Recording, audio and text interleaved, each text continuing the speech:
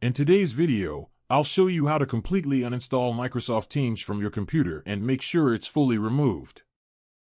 Microsoft Teams is a collaboration and messaging app designed for team communication, but if you no longer need it and want to permanently remove it, follow these steps carefully. Let's start with the first method, uninstalling Microsoft Teams through Windows settings. Right-click the Start menu and select Apps and Features. In the search box, type Microsoft Teams. Once it appears, click on it, select Uninstall, and then click Uninstall again to confirm. Wait for the removal process to finish. Next, we'll remove Microsoft Teams using the Control Panel. Click on the Start menu and search for Control Panel. Open it, then choose Uninstall a program under the Programs section.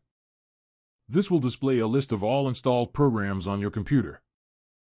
Scroll through the list, find Microsoft Teams, click on it, and select Uninstall. Allow the process to complete. Once you've completed all of these steps, Microsoft Teams should be fully uninstalled from your computer.